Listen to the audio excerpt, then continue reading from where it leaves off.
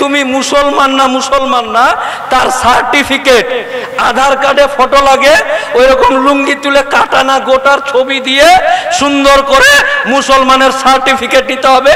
এই সমস্ত দাঙ্গাবাজ নেতা যারা আছে বর্তমানে সরকার চালাচ্ছে তাদের কাছ থেকে। তো আপনি লুঙ্গি তুলে ফটো তুলে আপনি মুসলমান কিনা এই সার্টিফিকেট নিয়ে ঈদগাহ উত্তরপ্রদেশে বাড়ির ছাদে নামাজ পড়লেও ফাইন হবে। আর কিছুদিন পর এই আইনকে যদি রোখা না যায় তাহলে আধার কার্ড যেমন আপনার আছে, আঙ্গুলের ছাপ নিয়েছে, চোখের রেটিনা নিয়েছে, ছবি নিয়েছে, আর কিছুদিন পর এই ভারতের বুকে আপনারা যদি এই আন্দোলন করে এই আইনকে না আটকাতে পারেন তাহলে দেখবেন যে লুঙ্গি তুলে ছবি তুলে খতনা হয়েছে কিনা, সুন্নাত হয়েছে কিনা ওইটারও ছবি দিতে হবে। মুখের ছবি দিয়ে আপনি মুসলমান কিনা তার প্রমাণ দিতে হবে। শুনতে হাসি লাগছে, মনে হচ্ছে একটু বাড়াবাড়ি বলছে, মুসলমানকে গরম করার জন্য বলছে। আরে মুসলমানকে গরম করতে হয় না, মুসলমানের বাচ্চা এমনি গরম, তাদের রক্ত এমনি ডবল স্পিডে দৌড়ায়। আমাদের মতো লোককে মুসলমানের বাচ্চাকে থামাতে হয়। পরে পরে আরে আমরা আছি, এই করে মুসলমানদেরকে আটকাতে হয়। আমার দাদু যেখানে শুয়ে আছে, আমার মা যেখানে শুয়ে আছে, এই কালিয়ারা টোটো স্ট্যান্ড করে ওখানে টোটোর চাকা চালাবে, মানে আমার বাপের কবরে টোটোর চাকা ঘুরাবে, দাদুর কবরে পানের পিঠ ফেলবে, আর আমাদের রক্তটা পুজ হয়ে গেছে নাকি? পুজ হয়ে গেছে নাকি? হাইকোর্টের বিশিষ্ট আইনজীবী সারা পশ্চিমবাংলা জুড়ে দাপিয়ে বেড়াচ্ছেন এই ওয়াকফ সংশোধনী বিল প্রত্যাহারের দাবিতে। এবং ওয়াকফ সংশোধনী যে আইন নিয়ে এসছে সেই আইন আমরা পুঙ্খানুপুঙ্খানুভাবে আইনজীবীদের মুখ দিয়ে শুনবো আসলে ওরা কি নিয়ে এসছে। আমরা এখানে যারা উপস্থিত হয়েছি সকলে আইন সম্পর্কে সঠিক ধারণা এবং সঠিক তথ্য আমাদের কাছে নেই, সেই জন্য আইনজীবীদের আমরা আজকে এখানে হাজির করিয়েছি। আপনারা পুঙ্খানুপুঙ্খানুভাবে শুনবেন যে আসলে আইনটা কি। তাই এখন আপনাদের সামনে ওয়াকফ আইন নিয়ে বিস্তারিত আলোচনা করছেন কলকাতা হাইকোর্টের বিশিষ্ট আইনজীবী, লড়াকু সৈনিক, ইসলামের পক্ষে লড়াকু সৈনিক জনাব আইনজীবী মুফাক্কিরুল ইসলাম সাহেব। নারায়ে তাকবীর, নারায়ে তাকবীর। ওয়াকফ আইন মানছি না, মানবো না, ওয়াকফ আইন মানছি না, মানবো না, অবিলম্বে ওয়াকফ আইন প্রত্যাহার করতে হবে। মুফাক্কিরুল ইসলাম সাহেব জিন্দাবাদ। আসসালামু আলাইকুম। এটা পোলের হাট, এটাই পোলের হাট, সত্যি তো নাকি? আচ্ছা, আপনাদের সামনে যদি এখন আমি হাও হাও করে কাঁদি তাহলে আপনাদেরকে মনে হবে নাটক করছে, কিন্তু আল্লাহর কসম খেয়ে বলছি, আল্লাহকে সাক্ষী রেখে বলছি, আমি মুফাক্কিরুল ইসলাম আপনাদের পোলের হাটে এসে কাঁদছি, ব্যথিত হচ্ছি, ভিতর কাঁদছে, হয়তো চোখ থেকে জল বেরোয়নি। আমি অবাক হচ্ছি, এটা পোলের হাট, এর থেকে নতুন বিরিয়ানির দোকান খুলেছে, ওখানে ভিড় বেশি। এটাই পোলের হাট। আমি মুফাক্কিরুল ইসলাম, আমার শ্রদ্ধেয় আব্বাজান যদি মারা যায় তাহলে যদি মনে করি হাইকোর্টে মামলা করে, সুপ্রিম কোর্টে মামলা করে, নিজের চেন নেটওয়ার্ক ক্ষমতা যা দিয়েছে আল্লাহ, এগুলোকে সব জায়গায় এক জায়গায় করে সবগুলোকে আমি যদি মনে করি ধর্মতলার বুকে আমার আব্বাজানকে কবরস্থ করতে পারবো।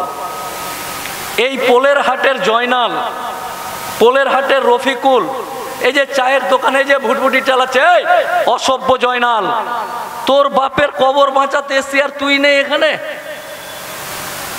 এই এলাকার শামসুলের বাপের কবর বাঁচাতে এসছি আর শামসুল নেই, জয়নাল নেই, মফিজুল নেই, রফিকুল নেই, আমজাদ নেই, মোস্তফা নেই, মোস্তাক নেই। আশ্চর্য এই জাতি, আশ্চর্য এই জাত, আশ্চর্য এই ব্রাদার। এই তিনটা লোকের কবর বাঁচানোর লড়াই। আপনারা যারা এখানে উপস্থিত হয়েছেন, যারা এখানে আসেনি, পোলের হাটের আজকে এই বিল পাস করে দেওয়ার পর ওই কবরস্থানে যদি তারা তাদের বাপের লাশ নিয়ে যায়, তাদেরকে সেদিন প্রশ্ন করবেন, আজকে আমরা লড়াই করে এই কবরস্থান বাঁচিয়েছি, আর তুই তোর বাপের লাশ, তোর বাপের মাইয়াত নিয়ে জায়গাতে হাজির করেছিস, কিন্তু পোলের হাটের সেই দিন তুই উপস্থিত ছিলিস না। লজ্জা করে না? লজ্জা করে না? পোলের হাটের মতো জায়গাতে, পোলের হাটে যে দোকানটি আছে আমাদের, এই দোকানটি যদি চলে আসতো, ভাই সাউন্ডটা কমান, রে কে রে, কে আছে ভাই? সাউন্ড টাউন কমাও, ইকো টিকো, গজলের যুগ নাই এখন, গজল কেরাত বন্ধ রাখ, এখন আন্দোলনের সময়, এখন নিজেকে লুটিয়ে দিয়ে বাপের কবরস্থান বাঁচানোর সময় না। 5 টাকা কাপ চা বেচবো, চা বেচে যে বাপটা জন্মগ্রহণ করেছে, যার পানিতে যে ছেলেটা জন্মগ্রহণ করেছে, ওই ছেলেটা যখন লাশ নিয়ে তার বাপের কবরে যাবে, তখন কবরস্থানে বলবে, লেখা আছে এই কবরস্থান আর তোদের বাপের নয়, এটা সরকারের কবরস্থান, যাকে ইচ্ছা তাকে কবর দিতে দিব, না হলে দিব না। এই আইনটা আমি এই এলাকার, আমার মাইকের আওয়াজ বিভিন্ন জায়গায় যাচ্ছে, প্রত্যেকটা মানুষকে ইমিডিয়েট এই জায়গায় উপস্থিত থেকে গুরুত্বপূর্ণ আলোচনাগুলোর শোনার আহ্বান জানাচ্ছি। কেরাত শুনেছেন, গজল শুনেছেন, রাজনৈতিক মিছিল শুনেছেন, যেটা শুনে না আপনার বাপ স্বাধীনতার পর থেকে কিছু করতে পেরেছে, না আপনার দাদু পেরেছে, না আপনি পারছেন, না আপনার ছেলে পারবে। তাই যে দিক দিয়ে পারবেন না, অকাজে এসে মাঠ ভরিয়ে মিটিং শুনেছেন, আর যেইখানে আপনার দরকার আছে সেই জায়গাতে আপনি নেই। আফসোস এই জাতি, আফসোস এই সমাজ, আফসোস এই জাতি, আফসোস আমার ভাইরা।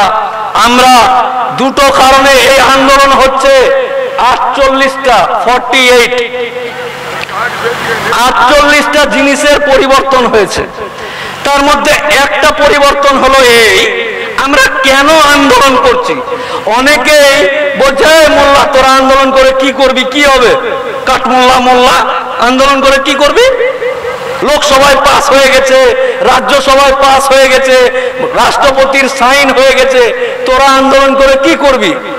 আরে এটাই, আমরা যারা বিলটা আনার পর থেকে আন্দোলন করছি, বিল পাস হলো আন্দোলন করছি, এই আন্দোলনের গন্ধ সুপ্রিম কোর্ট অব্দি চলে গেছে। সুপ্রিম কোর্ট গতকালকে বলছে, সুপ্রিম কোর্টে গিয়ে এই যে মোদি 56 ইঞ্চি, এই মোদির উকিল বাবু বলছে, না না না, আমরা কখন বললাম যে আমরা মুসলমানদের মসজিদ কমিটিতে, ঈদগাহ কমিটিতে হিন্দুরাকে নিব? না না, ওটা ওদের জিনিস, ওরাই থাকবে। আমরা বলিনি। এদের থেকে গিরগিটিও লজ্জা পায়।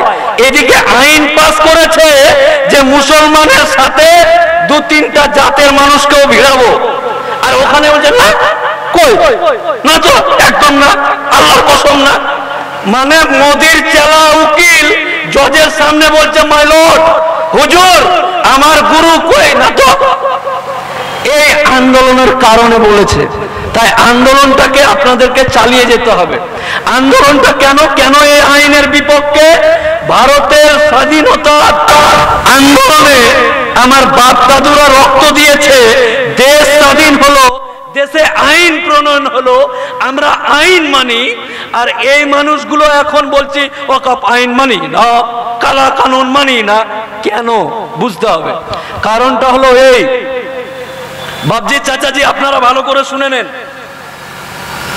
কারণটা হচ্ছে এই যে এই এলাকায় একটা কবরস্থান আছে, এই যে এটা কবরস্থান, এই কলা গাছটা ধরেন কবরস্থান, এই জায়গাটাতে এখন এখানকার মুসলমানটি কবর দেয়।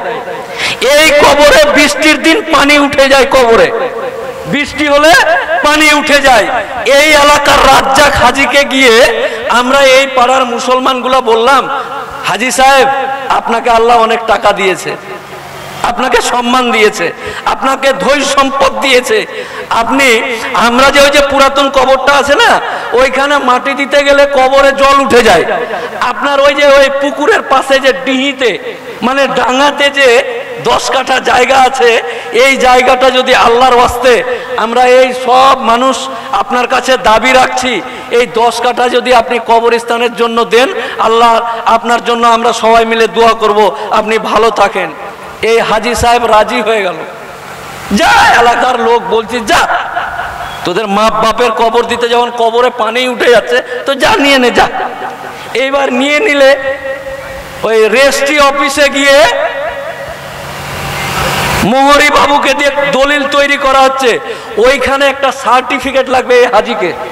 এই যে রাজ্জাক হাজী 10 কাঠা জমি কবরস্থানের জন্য দান করবে, আপনার মা বাপকে কবর দেওয়ার জন্য বা আপনার আত্মীয় স্বজনকে কবর দেওয়ার জন্য ওই হাজী সাহেবকে লুঙ্গি তুলে ফটো তুলে দেখাতে হবে যে কতদিনের মুসলমান তুই।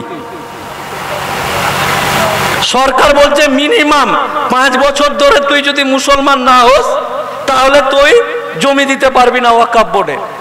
মানে হাজী সাহেব তার বাপ মুসলমান, সে মুসলমান, কাবা শরীফ হারাম শরীফের দর্শন করে হজ করে এসছে। এই সরকার বলছে যে তুই মুসলমান কিনা তার প্রমাণ দে। আপনারা ওলামা ইকরামের কাছে শুনেছেন যে কবরে মৃত্যুর পর যখন আপনাকে দাফন করে চলে আসবে, মাইয়াতকে রেখে যাবে, তখন এসে 2 ফেরেশতা এসে বলবে যে তোর রব কে, তোর মালিক কে, তুই কে।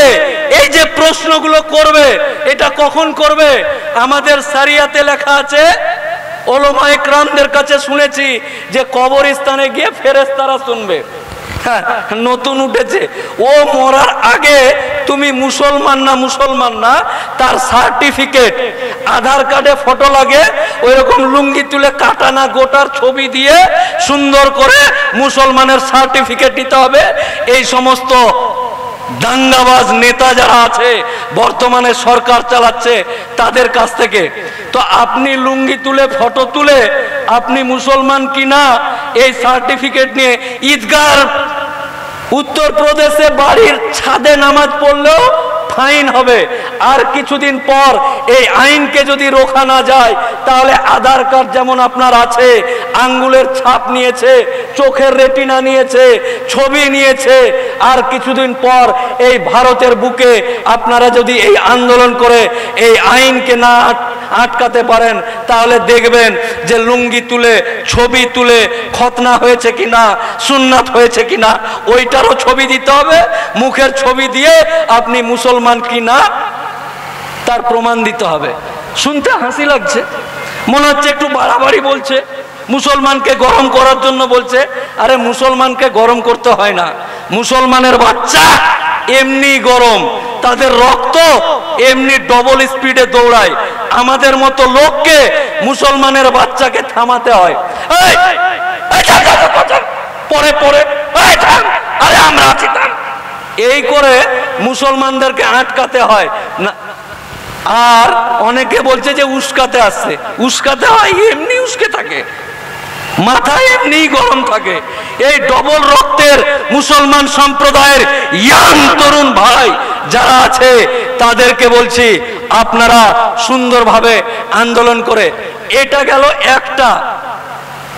দ্বিতীয় হলো এই যে পোলের হাটের মতো জায়গা, এটা একটা মাঠ, এরকম দামি এই রোড দিয়ে যেতে 10 বিঘার একটা কবরস্থান আছে। কয় বিঘার? 10 বিঘার কবরস্থান, প্রাচীর দিয়ে ঘেরা। এটা দেখে সরকারের লোভ হলো, সরকারের লোভ হলো। এই জেলার ডিএম মিনাখা থেকে চিংড়ি গলদা কিনে এই দিক দিয়ে যাচ্ছে, যেতে যেতে এই 10 বিঘার প্লটটা দেখে প্রাচীর দিয়ে সুন্দর করে ঘেরা কবরস্থান আছে, এই কবরস্থানটা দেখে এখানকার ম্যাজিস্ট্রেটের লোভ হলো। আইনটাতে বলছে, এই যে আইনটা পাস হয়েছে এই আইনটা বোঝানোর জন্য বলছি। এই ডিএম যাচ্ছে, ডিএম এর কবরস্থানটা দেখে মনে হলো কালিয়া ये कब्रिस्तान हमको चाहिए, ये कब्रिस्तान हमको चाहिए। তো আইন বলছে এই কবরস্থানকে যদি ওরা মনে করে, এই মসজিদকে যদি মনে করে ডিএম ইনভেস্টিগেশনের নাম করে তারা এটাকে নিতে পারে। এই কবরস্থানটাতে কিছু লোক বলছে মোদি তো ভালো করছে, ধর এ মোল্লাটি বুঝে না, খালি উল্টা পুল্টা। স্টেজে একজন বলছে আর এরা হও হও হুক্কা হুয়া করছে। এটা অন্য অমুসলিম জাত আর কিছু স্ট্যান্ডার্ড টাইপের মুসলমান, তারা এটা বলছে। তারা জানে না যে ওই 10 বিঘা যে জমিটা আছে, বলছে এই এলাকার মুসলমানের কবরস্থান রোডের পাশের 10 বিঘাটা। সরকারের বক্তব্য হলো এই, চাচা ও মোল্লা চাচা, কাঠমোল্লা চাচা, এই এলাকাতে মাসে 2 মাসে 3 মাসে একটা, 2 মাসে 2টা, 4 মাসে 4টা এরকম করে মানুষ মরে। বছরে 10টা মানুষ মরে, আর অকারণে 10 বিঘা জায়গা ঘিরে রেখেছেন। আপনারা একবার কবর দেওয়ার পর ওই কবর মাটি উঠে গেলে ওই জায়গাতে কবর দেওয়া যায়। আপনারা এক কাজ করুন, ওই 4 কাঠা আপনারা এই এলাকার জন্য ঘিরে নেন, আর ওই 9.5 বিঘা জায়গাটা আমাদেরকে দিয়ে দেন। 10 কাঠা না 10 বিঘা জমি আছে। আমার বাপ আমার মা এই এলাকার চাচা চাচি মাথার ঘাম পায়ে ফেলে পেটে গামছা বেঁধে টাকা ইনকাম করে অন্য লোকের কাছ থেকে জমি কিনে কবরস্থানে দান করেছে। ওই কবরস্থান কালিয়া বলছে हमको चाहिए, বলছে বুদ্ধি কত যে 4 কাঠা তোরা নে আর 9.5 বিঘা আমাদেরকে দিয়ে দে। ওই জায়গাটাতে একটা টোটো স্ট্যান্ড করতে হবে, ওই জায়গাটাতে একটা ভুটভুটি স্ট্যান্ড করতে হবে, ওই জায়গাটাতে একটা বাস স্ট্যান্ড করতে হবে, ওখানে পান বিড়ি গুটকার দোকান খুলতে হবে।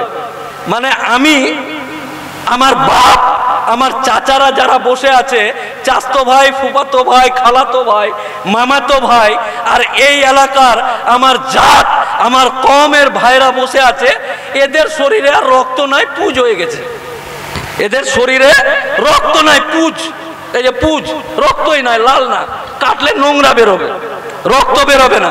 মানে আমি বেঁচে আছি, আমরা বেঁচে আছি, আর আমার বাপ যেখানে আজ থেকে 3 বছর আগে মারা গেছে, আমার দাদু যেখানে শুয়ে আছে, আমার মা যেখানে শুয়ে আছে, এই কালিয়ারা টোটো স্ট্যান্ড করে ওখানে টোটোর চাকা চালাবে।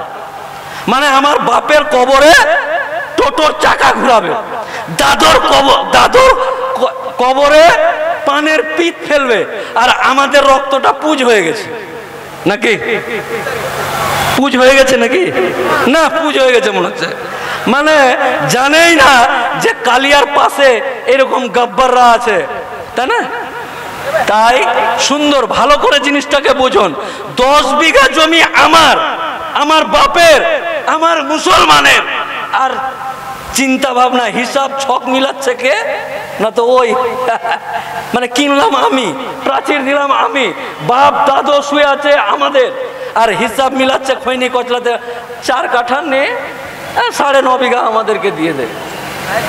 মানে কেমন যেন ব্যাপার, মানে আমাদেরকে মানুষই মনে করছে না, এটি পুজো হয়ে গেছে এদের রক্ত। তাই আপনাদের এটা দুটা বললাম যে ওয়াকাফে দান করতে গেলে লুঙ্গি তুলে খতনা হয়েছে কিনা দেখবে, আর 9.5 কাঠা ওরা নিবে, 4 কাঠা এরকম 48টা, কটা? 48, 48টা জিনিস পরিবর্তন করা হয়েছে। এই পরিবর্তনগুলো এক এক করে যদি আপনাদেরকে বলি, আল্লাহকে সাক্ষী রেখে বলছি, আল্লাহি আল্লাহর কসম, আল্লাহকে সাক্ষী রেখে বলছি যে সমস্ত আইনটাকে সুন্দর করে যদি আমি আপনাদের সামনে বোঝাতে পারি, তাহলে যে রক্ত পুজ হয়ে গেছে মুসলমানের, ওই রক্তগুলো ডবল স্পিডে দৌড়াবে ইনশাআল্লাহ। তাই জিনিসগুলোকে বুঝতে হবে। চাচাজি, বাপজি, আপনারা এমন ভাবে বাঁচলেন যে আমাদেরকে লাত মেরে বাংলাদেশ পাঠাতে চাইছে এনআরসির নাম করে। আপনারা এমন ভাবে বাঁচলেন যে আজকে মাস্ক দিয়ে দাড়ি ঢেকে যেতে হচ্ছে কলকাতা আপনাদের গাফিলতির কারণে। আপনারা কোথায় এতদিন ছিলেন? কি এমন করলেন যে আমাদের মতো লোককে মাস্কটাকে দাড়ি দিয়ে ঢেকে যেতে হচ্ছে? তাই আপনাদের সকলকে দায়িত্ব দিচ্ছি, ইয়াং আমাদের জাত, আমাদের কম এখনো কিন্তু বাপ চাচার সামনে একসাথে বসে মদ খায় না, একসাথে বিড়ি সিগারেট খায় না। আমরা বাপ চাচাদেরকে সম্মান করি। এই সম্মানীয় বাপ চাচাদের কাছে আমার অনুরোধ থাকলো, এই ওয়াকফ আইনটাকে, অনেকে বলছে খুব হিন্দু মুসলমান করছে, আরে আমাদের কারো জাতের প্রতি আন্দোলন নয়। নিয়ায় ডাক্তার, নিয়ায় ডাক্তার স্টেজে যারা বসে আছে, যারা বাইরে বসে আছে, এরকম করে চাকু ভরে ফেলে দে বুক, চিরে দে বুক, চিরে দিয়ে কলিজাটা বার করে দেখ। এইখানে কোনো শ্যামল বিমলের প্রতি আমাদের রাগ বিদ্বেষ নেই।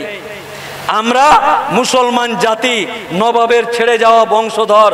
এই জাতির হৃদয় এত বড়, এই হৃদয়ে হিন্দু মুসলমান একভাবে আমরা এতদিন ছিলাম, আগামী দিন থাকবো। তার সাথে সাথে একটা কথা শুধু বলতে চাই, হৃদয় আমাদের বড়, হৃদয় মুসলমানের বড়। হৃদয়ে থাকো, আই লাভ ইউ টু। কিন্তু কেউ যদি মাথায় উঠে নাচতে চায়, মারবো ঝাঁকি, সমুদ্রের গভীর তলে গিয়ে পড়ে যাবে ইনশাল্লাহ। হৃদয় অবধি ঠিক আছে, ঠিক আছে, ভালোবাসি, I love you, okay, I love you too. না, আপনার একটু মাথায় চড়ে নাচবো, মাথায় চড়তে দেওয়া যাবে না, বিরক্ত লাগে, খুব খুব বিরক্ত লাগে যদি কেউ মাথায় চড়ে নাচে। এখানে ননি রে ননি, ছি ছি ছি ছি, বিরক্ত লাগবে, মারবো ঝাঁকি, সমুদ্রের গভীরে গিয়ে পড়বে। তাই এটা মাথায় রাখতে হবে সবাইকে। এই জাতিকে, আমার সামনে থাকা আমার বাপ বুজরুগ যারা আছে তাদেরকে আমি বলি, আপনাদের পায়ে ধরে বলছি, আমার ইয়াং তরুণ ভাই যারা আছে তাদেরকে হাত ধরে বলছি, হে আমার ব্রাদার, হে আমার বাপ, হে আমার চাচা, যারা আপনারা এখানে উপস্থিত আছেন, আল্লাহর কসম, আল্লাহর কসম, আপনারা এটাকেই শেষ আন্দোলন মনে করবেন। এটাই শেষ, এটাই শেষ, আর কোনো কাহিনী চলবে না। কে কোন মার এনআরসি করছে, 3 তালাক, হেনা তেনা, বেনা তেনা, কেনা তেনা, না অত ঠিক আছে, চুলকালি, এবার একেবারে বাপের কবর অব্দি না। আমরা সব সময় মুসলমানদের হৃদয়টা বড় বললাম, মাইন্ডে নি না চট করে, কিছু কে কিছু বললো, ঠিক আছে যা, ঠিক আছে, ছেড়ে দে যা, যা। কিন্তু একবার যদি মাইন্ডে নিয়ে নি, মাইন্ডে যদি নিয়ে নিয়ে না, মাইন্ডে নিলাম, আমাদের রক্ত পুজ হয়নি, আমার বাপ মায়ের কবর নিতে যাই, আপনি বেঁচে আছেন, আপনার সামনে জিসিপি দিয়ে আপনি যে লোকটার পানিতে জন্মগ্রহণ করে বসে আছেন, ওই লোকটা কবরে আছে, ওর কবরটাকে জিসিপি দিয়ে খুঁড়ে চেন দিয়ে টানতে টানতে নিয়ে যাচ্ছে আপনার সামনে। আপনি বলবেন এগুলো গল্প মারছেন। গল্প কেন মারবো? এটা কলকাতা হাইকোর্টে ওকালতি করি, গল্প মারার জন্য পোলের হাট আসতে হবে? গল্প মারার জন্য আমার অফিস আছে, ওখানে টাকা দিয়ে ফিস দিয়ে গল্প শুনতে যাই, এখানে তো ফ্রিতে এসছি, বুঝতে পারলেন না? তাই এগুলো কোনোটাই গল্প নয়, এগুলো হয়ে গেছে বাবজি, চাচাজি, এগুলো হয়ে গেছে। আরে ওয়াকফ বিল আসার সাথে সাথে গুজরাটের 27 নভেম্বর 600 বছর আগের জুম্মা মসজিদ, 600 বছর আগের এক দরগাকে জিসিপি দিয়ে খুঁড়ে নিস্তে নাবুদ করে দিয়েছে, শহীদ করে দিয়েছে, কালাম করে দিয়েছে। আপনি বলছেন অনেক দূরে আছে, এগুলো গুজরাটে হয়, ইউপিতে হয়। কেন গুজরাটে ইউপিতে কেন? আদিনা মসজিদে হয়, মালদার এইখানে হয়, মুর্শিদাবাদে হয়, মালদায় হয়। আপনি ইউপি আর গুজরাট দেখতে দেখতে আপনার বাপের কবর অবধি পৌঁছে গেছে। তাই সজাগ সচেতন হওয়ার আহ্বান জানিয়ে আপনাদেরকে সুন্দরভাবে, দেখেন আমি অনেক কড়া বক্তব্য দিই, অনেক জোরে বক্তব্য দিই, আমি সবার এই হাত আমার বাপ চাচাদের পায়ের কাছে রেখে বলছি, এই হাত আমার ইয়াং তরুণ ভাই যাদের রক্ত টকবক করছে তাদের হাতে হাত রেখে বলছি, ভাই, ব্রাদার, চাচাজি, এটাই শেষ আন্দোলন। আপনি কোন পার্টি করেন, কোন রাজনীতি করেন, যা ইচ্ছা তাই করেন, কিন্তু আল্লাহর কসম, আল্লাহর সম্পত্তি বাঁচাতে আপনাদেরকে এই আন্দোলনটাকে দীর্ঘস্থায়ী করতে হবে। ছাড়ার কোনো জায়গা নেই, ফসকে যাওয়ার কোনো জায়গা নেই, বগলতুলি করার কোনো জায়গা নেই। একেবারে হাতে হাত, কাঁধে কাঁধ দিয়ে আয় আয় আয় আয় আয় আয়, চালা বলটা যার। কিন্তু এই সম্পত্তি, আমি বেঁচে আছি, আমরা বেঁচে আছি, আল্লাহর সম্পত্তিতে কেউ হাত দিবে এটা হতে পারে না। নারায়ে তাকবীর, নারায়ে তাকবীর, নারায়ে তাকবীর। ওয়াকফ আইন মানছি না, মানব না। কালো হাত ভেঙে দাও, গুড়িয়ে দাও।